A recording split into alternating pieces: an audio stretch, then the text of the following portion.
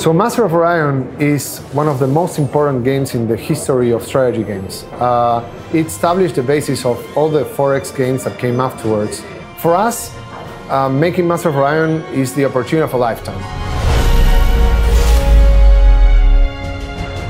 The game has 5 different victory conditions. You can win the game by excellence, being the best race in the galaxy. You can have the best technology. You can beat your enemies in terms of your economy. You can crush them with your armada. So the player is able to experience this game in many different ways. So there's a great deal of replay value, and there are very different strategies that players can come up with to dominate in this galaxy.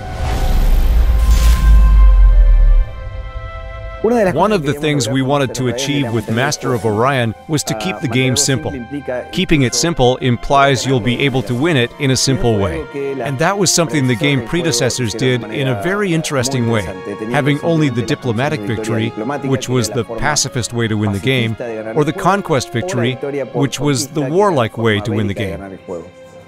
We believe that, although those 2 victory conditions can be enough and are very interesting, there are other resources involved in the game, other currencies involved in the game, which also generate a different way of playing. Why not give the players the possibility of playing in a different way, and to express their gaming ways in a different manner, and in this way of distinctive playing, they can achieve a victory condition. Like that, the victory conditions are related to the resources, because we included the technological victory, which is related in some way to the quantity of research that a civilization can produce. The economic victory, which is related to the quantity of credits that a civilization can produce, which are related to the morale of the empire. And of course, we created another type of victory, which is the excellence victory, which is a victory that happens when the games are time limited, and when this limit is achieved, the player with the best score given by the other victory conditions, an accumulation of those, is the one who wins the game. Es el que gana la partida.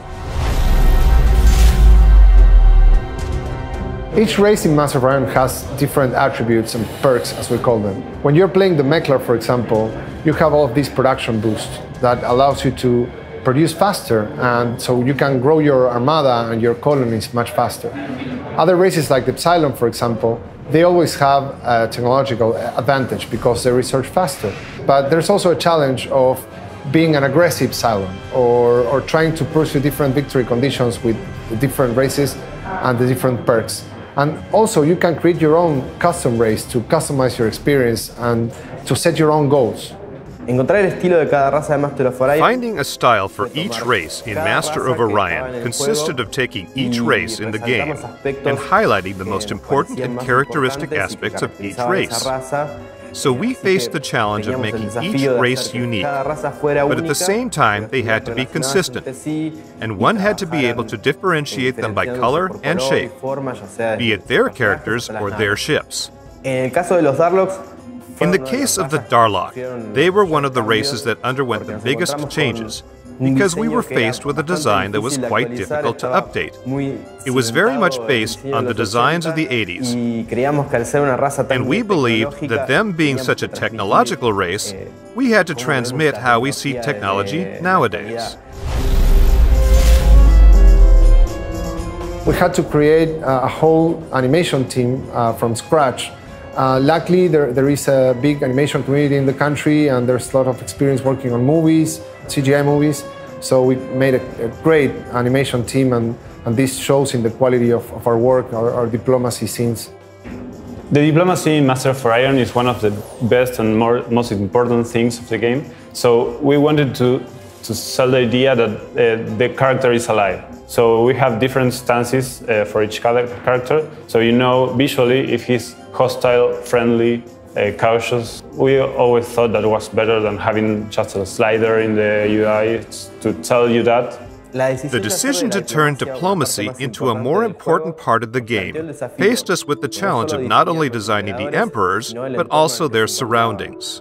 That made us look into their culture, their architecture, so we could transmit the experience of what each race was like to the player, so they could feel a part of it. So the animation in Master of Orion was a really huge task because we had to make like 2 hours of animation. We had 10 different races. We had different characters that acted differently, even within the same race. And for example, that was a big challenge with the Mechlars. The Mechlar had a voice that sounded very much like a tiny robot. Unrelenting aggression towards the Combine is inexcusable. But the character design was really organic. You have this feel of a snake, a mechanic snake, but we had to be in the middle of that. We made the movements as a snake, but then added a few more layers of mechanical movements in it. Some character design were more difficult than others. When you have, like, for example, the Klakon, you have 6 feet and 2 hands to work with. For the game's development, we brainstormed a huge variety of styles. We started making up concepts from a cartoonish style, very much like updating the original game, up to more realistic aesthetics.